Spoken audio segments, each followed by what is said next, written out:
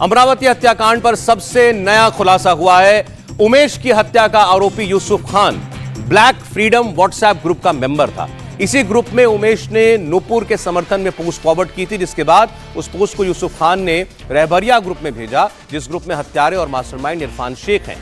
इसके बाद उमेश को मारने का प्लान बनाया गया। तो ये सारी तफसील अब निकलकर सामने आ रही है, कैसे एक व्हाट्सएप ग्रुप में एक कमेंट करना उमेश की जान का दुश्मन बन गया और एक एक करके फिर साजिश के तार जुड़ते गए और हत्यारों ने उमेश की जान ले ली। ब्लैक फ्रीडम नाम का ये व्हाट्सएप ग्रुप था। ग्रुप में उमेश ने नूपुर शर्मा के समर्थन में पोस्ट की थी। राजेश कुमार अमरावती से हमारे संवाददाता इस वक्त हमारे साथ जुड़ रहे हैं। राजेश, जरा डिटेल में बताइएगा, अब क्या वो सारे लिंक पुलिस को मिल चुके हैं कि कहां पर क्या लिखा था ऐसा उमेश ने, और फिर वो वहां से फॉरवर्ड होते होते कहां पहुंचा जिससे ये कातिल जो हैं इन लोगों ने ये साजिश बुनी?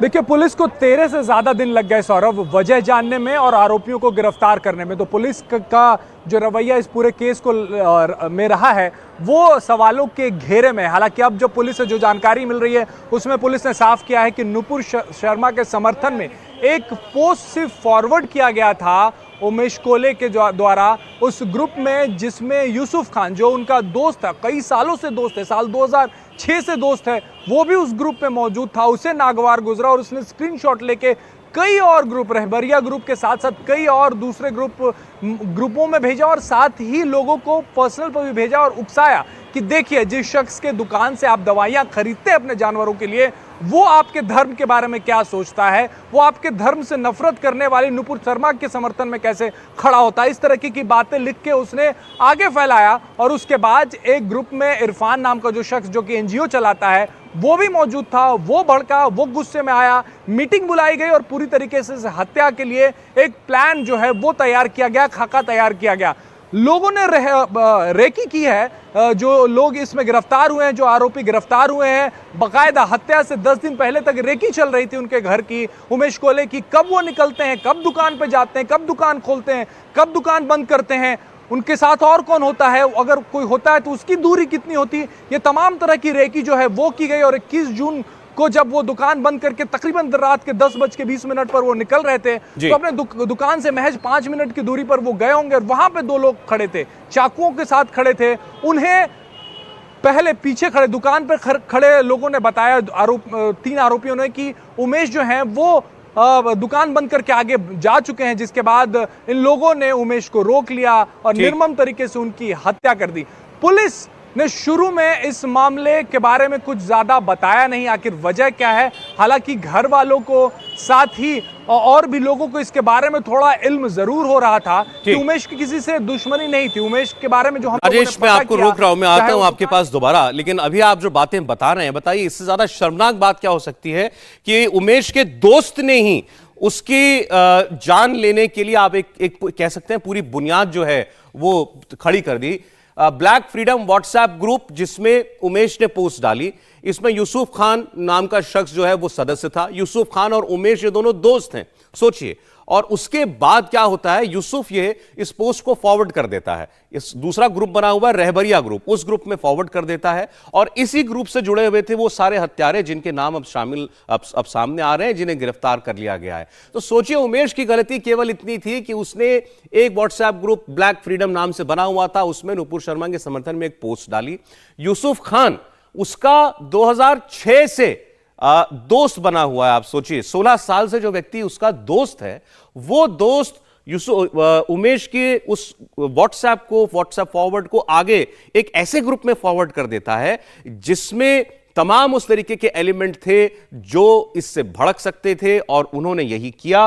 रहबरिया ग्रुप में इसको फॉरवर्ड किया यूसुफ ने, और यहां पर मौजूद लोगों ने फिर एक किस्म से एक साजिश रची कि कैसे ट्रेस करना है, ट्रैक करना है उमेश को, क्योंकि वो एक केमिस्ट की दुकान चलाते थे। तो उसके बाद से रेकी की गई बाकायदा कि कब वो दुकान खोलते हैं, कब बंद करते हैं, जैसा भी राजेश ने बताया, कब जाते हैं, अंधेरे का भी फायदा उठाया गया और उनकी हत्या कर दी गई। पुलिस को इस मोटिव तक पहुंचने में आप सोचिए इतने दिन लग गए। अभी तक कोई कह रहा था चोरी हुई है, चोरी की वजह से मारा गया उमेश को। परिवार को भी कोई बहुत ज्यादा जानकारी नहीं थी। परिवार का सिर्फ कहना यह था, वो हैरत में इसलिए थे क्योंकि उमेश की किसी से कोई दुश्मनी थी ही नहीं, तो फिर उमेश कोल्हे की हत्या हुई क्यों? अब वो जवाब मिल चुका है। उमेश कोल्हे की पोस्टमार्टम रिपोर्ट में जो खुलासे हुए हैं वो जानकर वाकई आपकी रूह कांप जाएगी। हमले में उमेश की दिमाग की नस कट गई। इतना ही नहीं, वार इतना खतरनाक था कि उमेश की खाना खाने वाली नली और सांस लेने वाली नली भी पूरी तरह डैमेज हो गई। हमले में उमेश की आंख की नस को भी नुकसान पहुंचा। उमेश के शरीर में 17 इंच लंबा, 15 इंच चौड़ा और 5 इंच गहरा जख्म मिला है। आप सोचिए कि वार कितना खतरनाक था, कितना जोरदार था, और एक झटके में ही उमेश को मौत के घाट इन लोगों ने उतार दिया। तो ये उमेश कोल्हे की हत्याकांड की जो सारी परतें अब खुल करके सामने जो हैं आ चुकी हैं। इस पूरे हत्याकांड में राजेश, जो सबसे ज्यादा शॉकिंग बात है वो जो अभी आप कह रहे थे कि उमेश की एक किस्म से मुखबिरी करने वाला शख्स उनका अपना दोस्त था, बरसों से जिनका उसके साथ सामाजिक व्यवहार था, और उसने एक ऐसे ग्रुप में वो टेक्स्ट फॉरवर्ड किए जहां बैठे लोगों ने उमेश की हत्या की। बिल्कुल, देखिए, ये जो यूसुफ खान नाम का शख्स है ये वेटनरी डॉक्टर है, और उमेश कोल्हे जो है वो उनकी जो मेडिकल शॉप है वहाँ पर भी जानवरों की ही दवाई मिलती है। ये वजह है कि दोनों में जान पहचान थी, दोनों में दोस्ती थी, घर तक आना जाना था। जो हमारी उमेश कोल्हे के परिवार से बात, उनका कहना है कि उमेश कई बार घर भी जाते थे यूसुफ को। यूसुफ दुकान पे आया करता था, घंटों बैठता था, क्रेडिट पर दवाई भी लेके जाया करता था, और महज एक पोस्ट की वजह से, और यही वजह है कि दोनों एक व्हाट्सएप ग्रुप में भी थे, और उमेश को ने बिना जाने सोचे समझे कि क्या इस ग्रुप में यूसुफ भी है, उसे भी बुरा लग जाएगा, उन्होंने वो पोस्ट भेजा। उनकी इसके पीछे कोई मंशा नहीं थी। उनके परिवार वालों से जो बात हुई है कि वो इस तरीके की कोई बातें भी नहीं करते थे। किसी से आज तक कोई एक झगड़ा भी उनका हुआ हो, किसी से कोई बाताबाती भी हुई हो, ऐसी कोई बात सामने नहीं आई है। तो उन्होंने सिर्फ पोस्ट को फॉरवर्ड किया, लिखा भी नहीं था, उस पोस्ट को सिर्फ फॉरवर्ड किया था। लेकिन उस ग्रुप में अच्छा, वो पोस्ट इनकी खुद की लिखी हुई भी नहीं थी, वो केवल एक व्हाट्सएप फॉरवर्ड था। बिल्कुल बिल्कुल, व्हाट्सएप फॉरवर्ड था, और वो आगे भेजा था उन्होंने, और इस ग्रुप के साथ साथ कई और ग्रुप्स में उन्होंने भेजा था। लेकिन इस ग्रुप में यूसुफ खान, जो कि उनका पुराना दोस्त था, वो मौजूद था। उसने इसका स्क्रीनशॉट लेकिन उसने जब आगे भेजा सौरभ, तब उसने कई सारी बातें लिखी। जैसा कि मैं बता रहा था कि उसने ये लिखा कि जिसके दुकान से आप दवाई खरीदते हैं वो आपके धर्म के बारे में क्या सोचता है, क्या नुपुर शर्मा का किस तरीके से समर्थन कर रहा है। जिसके बाद उसने रहबरिया ग्रुप में तो विजुअल्स फोटोज भेजे ही, साथ ही दूसरे कई लोगों को पर्सनल अकाउंट पे भी भेजे गए। इस वक्त मैं आपको तस्वीरें दिखा दूं, यहाँ पे सौरभ थोड़ी हलचल बढ़ी है। इरफान नाम का जो आरोपी है, जो कि मास्टरमाइंड है, उसे पुलिस ने कल ही गिरफ्तार किया है। उसे जो है वो थोड़ी देर में निकाला जाएगा। ये वजह कि यहाँ पे हलचल लगातार बढ़ रही है। सौरभ, अच्छा, ये बताइएगा कि अब ये कितने लोग जो हैं इस पूरी साजिश में शामिल थे? यूसुफ से शुरुआत होती है, उसके बाद जो हत्यारे हैं, इन सब के बीच में कुल कितने लोगों तक पुलिस पहुंच पाई है? कुल 7 लोगों की गिरफ्तारी हुई है।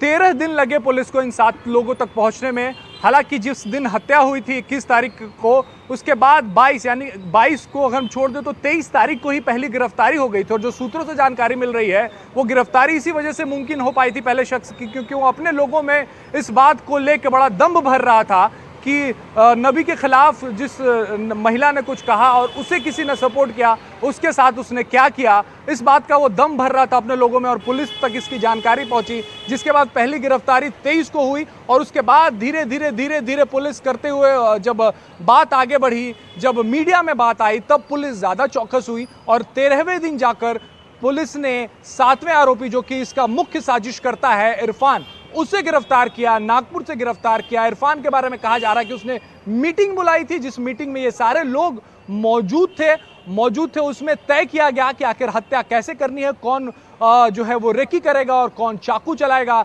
शोएब नाम का जो शख्स है जिसकी गिरफ्तारी हुई है उसने चाकू चलाया। शोएब और आतिफ दोनों खड़े थे, इंतजार कर रहे थे उस गली में जहां से उमेश कोल्हे गुजरने वाले थे। एक शख्स पीछे मोटरसाइकिल पे था, वो उनको अपनी मोटरसाइकिल पर लेके भागने के लिए वो उनके साथ चल रहा था उमेश कोल्हे के थोड़े से पीछे। जैसे इन दोनों शख्स ने वारदात को अंजाम दिया, मोटरसाइकिल पर सवार शख्स ने दोनों को अपने बाइक पर बिठाया और वहां से फरार हो गया। तो ये पूरी कहानी को खंगालने में पुलिस को 13 दिन का वक्त लग गया। अब इरफान की गिरफ्तारी हुई है और पुलिस को शक है कि इसके तार कहीं और से जुड़े हो सकते हैं। इसे किसने इस तरीके की प्लानिंग करने को कहा या किसके द्वारा इसे फंडिंग की जा रही है या किसके द्वारा इसे रेडिकलाइज किया गया है, अब इसकी जानकारी जुटाने में पुलिस फिलहाल जुट गई है। लेकिन इन सब के बीच में एनआईए की टीम लगातार पहुंच रही है यहाँ पे और जल्दी एनआईए को केस ट्रांसफर होने वाला है क्योंकि एनआईए ने इस मामले में एफआईआर रजिस्टर कर लिया है। सौरभ, बहुत शुक्रिया राजेश आपका इस पूरे अपडेट के लिए। India TV